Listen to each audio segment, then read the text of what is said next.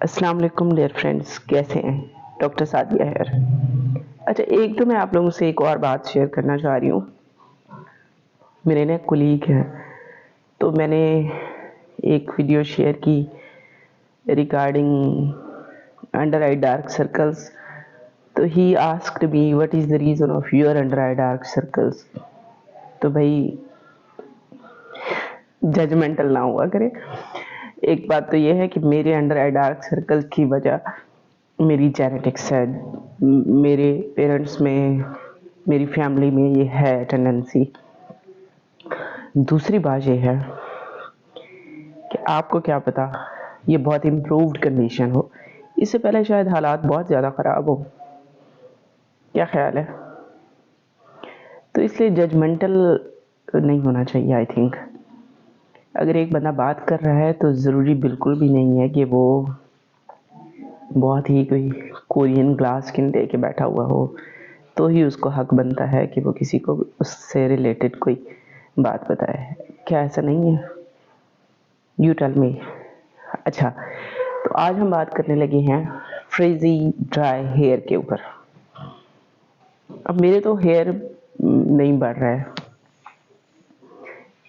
اس کا مطلب یہ تھوڑی ہے کہ میں بالوں پہ بات نہیں کر سکتی. ہو سکتا ہے کہ میری ایج ایک بڑا فیکٹر ہو سکتا ہے کہ میرے بال اس سے بھی بری کنڈیشن ہونی ہو اور میں کچھ یوز کر رہی ہوں تو اس کی وجہ سے میرے بال کچھ بہتر ہوں. تو خیر، آج ہم بات کرتے ہیں فریزر ڈرائی ہیئر کے اوپر. تو فریزر ڈرائی ہیئر یہ ہے کہ آپ کے بال سم ٹائم نا ایسے ہوتا ہے کہ آپ ان کو صحیح سے ٹریٹ نہیں کر رہے ہوتے، صحیح سے آپ نے اس کو آئلنگ نہیں کی ہوتی، یا کبھی کبھی بہت زیادہ کیمیکل سے ریلیٹڈ لائک مہندیاں، کیونکہ آج کل مہندی میں بھی بہت زیادہ کیمیکل یوز ہو رہے ہیں، یا اس طرح ہم بار بار جو ہیئر کلر کر رہے ہوتے ہیں اس سے بال بہت ڈیمیج ہوتے ہیں. تو ہیئر کلر آپ شروع میں تو بہت زیادہ کرتے رہتے ہیں، بٹ جب آپ کے بال ڈیمیج ہو جاتے ہیں، جب ایک نقصان ہو چکا ہوتا ہے، پھر ہمیں ریئلائز ہوتا ہے کہ یہ اس کی وجہ سے تھا، اور پھر ڈیفینیٹلی وہ جو ایریورسیبل ڈیمیج تھا وہ تو ہو گیا ہے. لیکن یہ ہے کہ اس کو ہم پھر تھوڑا سا یہ کرنے کی کوشش کرتے ہیں، لائک آئی ڈو، کہ بہت دور دیر کے بعد میں جا کے ہیئر ڈائی کروں، کیونکہ مجھے ایسا لگتا ہے کہ ہیئر ڈیمیج کی ایک وجہ جو ہے نا وہ ہیئر کلرز بھی ہو سکتے ہیں.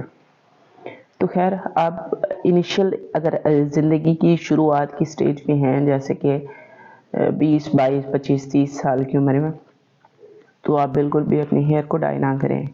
ہیئر کلرز چینج کرنے کے لیے آپ ہیئر ڈائی شروع کر دیتے ہیں، تو ہوتا یہ ہے کہ ہمارے بالوں کو یہ چیزیں بہت ڈیمیج کرتی ہیں.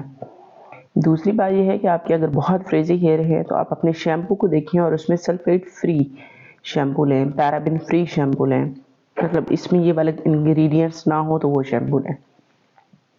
تیسری بات یہ ہے کہ اپنی نیند پوری لیں، اپنی ہائیڈریشن بہتر رکھیں، اور اپنی ڈائٹ میں جو ہے نا پروٹینز کا استعمال تھوڑا سا بہتر کریں، کیونکہ ہمارے جو بال ہے وہ پروٹین سے بنے ہوئے ہیں. اچھا، تو اس سے یہ ہوگا کہ ہمارے بال جو ہے نا، کیونکہ پروٹین جو ہم لیں گے تو امینو ایسڈ میں کنورٹ ہو جاتی ہے اور ہماری باڈی میں جا کے، اور پھر ہماری باڈی خود سے ڈیسائیڈ کرتی ہے کہ اس کو کدھر جانا ہے، میں نے کون سی پروٹین اس سے دوبارہ بنانی ہے. وہ کیراٹن بھی ہو سکتی ہے، وہ کولیجن بھی ہو سکتا ہے، یا وہ کوئی اور پارٹ بھی ہماری پروٹین کا ہو سکتا ہے. تو پروٹین انٹیک بہتر رکھیں اپنی ڈائٹ میں. تیسری بات یہ ہے کہ آپ جب بال دھوتے ہیں تو بال دھونے سے پہلے ذرا اس پہ کوئی بھی آپ ہیئر ماسک، لائک دہی کا ماسک ہے، یا ایلو ویرا جیل ہے، یا فلیکس سیڈ جو ہوتے ہیں نا، فلیکس سیڈ کو جب آپ پانی میں بھگو کے گرم کر کے اس کا جو ایک جیل سا نکلتا ہے نا، وہ بہت اچھا ہے آپ کے بالوں کے لیے، وہ آپ استعمال کر سکتے ہیں. اس کے بعد آپ اس کو آئلنگ کسی اچھے آئل سے آئلنگ کریں، لائک ارگن آئل ہے، یا المنڈ آئل ہے، یا اس طرح جو کوکونٹ آئل ہے، تو اس سے آئلنگ کریں. اور اگر آپ کے اسکیلپ، جو آپ کے سر کی کھوپڑی ہے، آپ کو لگتا ہے کہ اسکیلپ آپ کی جو ہے زیادہ آئل پروڈیوس کر رہی ہے، کبھی کبھی ایسا لگتا ہے نا ہمیں کہ ہم ایک دن نہائیں اور اگلے دن ہی ہمیں لگتا ہے کہ ہمارے بالوں میں آئل سا آیا ہوا ہے، تو اٹ مینز آپ کی اسکیلپ جو ہے وہ آئل پروڈیوس زیادہ کرتی ہے. تو اس صورت میں آپ اپنی اسکیلپ پہ آئل اپلائی نہ کریں، آپ اپنے ہیئر کے اسٹرینڈس میں آئل اپلائی کریں. لیکن اگر آپ کو لگتا ہے کہ آپ کی اسکیلپ بھی ڈرائی ہے تو پھر آپ اسکیلپ پہ بھی آئل لگا سکتے ہیں. تو آئل لگائیں اور اس کے بعد کسی بھی جینٹل سے مطلب سلفیٹ فری، پیرابن فری قسم کے شیمپو سے آپ اپنے بال دھوئیں اور کنڈیشنر ضرور استعمال کریں. اس کے بعد یہ ہے کہ بہت سارے لوگ نا بہت رگڑ رگڑ کے بالوں کو صاف کر رہے ہوتے ہیں، تو بالکل بھی مت رگڑیں، بال ڈیمیج ہو جاتے ہیں. ان کی جو اوپری لیئر ہے بالوں کی وہ اترنا شروع ہو جاتی ہے اور آپ کے بال جو ہے بہت فریزی ہو جاتے ہیں. اس کے بعد کوشش کریں کہ آپ ان کو بہت کم اسٹریٹنر یا اس طرح بلو ڈرائی اس طرح ان سے اوائڈ کریں، کیونکہ آپ جتنا ہیٹ والے ٹولز ان پہ اپلائی کریں گے اتنا آپ کے بال زیادہ ڈیمیج ہوں گے.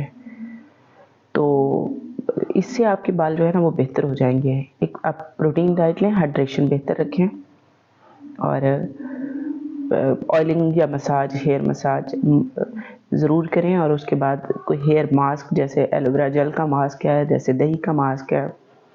اچھا، جو ایگ ماسک ہے نا، ایگ وائٹ کا، وہ کبھی کبھی کچھ لوگوں کو تو سوٹ کرتا ہے، لیکن کچھ لوگوں کے بال اس سے اور بھی زیادہ اریٹیٹ ہوتے ہیں، اور زیادہ فریزیس اپیرنس آتا ہے. تو آپ دیکھ لیں اگر آپ کو سوٹ کر رہا ہے تو ویل اینڈ گڈ، ادروائز سنی سنائی باتوں پہ کہ ایگ وائٹ کا ہیئر ماسک بہت اچھا ہے، بالکل بھی نہ فالو کریں. اگر آپ کے بالوں کو سوٹ نہیں کر رہا تو آپ اس کو چھوڑ دیجئے. And same is the case with aloe vera. Aloe vera ہر ایک کو سوٹ نہیں کرتا، اگر آپ کو سوٹ کر رہا ہے تو آپ اس کو یوز کریں. ادروائز یہ بہت را فارم ہوتی ہے ایلو ویرا کی، اور یہ آپ کو اریٹیٹ بھی کر سکتا ہے. میرے چینل کو سبسکرائب کریں، بیل آئیکن کے بٹن کو پریس کریں تاکہ ہر نئی آنے والی ویڈیو آپ کو ملتی رہے. اللہ حافظ.